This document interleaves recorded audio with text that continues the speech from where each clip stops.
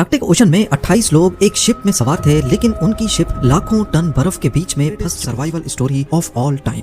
इस स्टोरी के हीरो हैं सर अर्नेस्ट शैकलटन, जो एक एक्सप्लोरर थे और उनका मिशन था इंसानी जिस्म की ताकत का एंड्योरेंस टेस्ट करना, और इसी वजह से इन्होंने अपनी शिप का नाम भी एंड्योरेंस ही रखा था। उन्होंने अपनी जिंदगी में कई खौफनाक मिशंस किए थे। 1901 में वो अंटार्कटिका तक पहुंचने के इंतहाई मजबूत शिप की जरूरत थी जो बर्फ से ढके अंटार्कटिक ओशन को चीरती हुई आगे बढ़ सके, पर यह कोई आम जहाज नहीं था जो आसानी से बनाया जा सके। खुशकिस्मती से ऐसा ही एक जहाज आर्कटिक में चलने के लिए पहले से मौजूद था। नॉर्वे की एक कंपनी ने यह जहाज किसी दूसरे एक्सप्लोरर के लिए बनाया था, जो उस वक्त की एलीट क्लास को इस शिप के जरिए पोलर बियर के शिकार पर लेके जाना चाहता था, लेकिन उसका बिजनेस मॉडल फ्लॉप हो गया। सर अर्नेस्ट ने यह जहाज खरीदकर इसे एंड्योरेंस का नाम दे दिया। एंड्योरेंस को खास तौर पर अमेरिकन ओक की मोटी लकड़ी से बनाया गया था और डिजाइन कुछ ऐसा था कि लकड़ी बर्फ के जबरदस्त दबाव को भी बर्दाश्त कर सके। ये एक किस्म का हाइब्रिड जहाज था जिसमें सेल्स भी थी और इंजन भी अंटार्कटिक ओशन में वेडल सी की तरफ करती।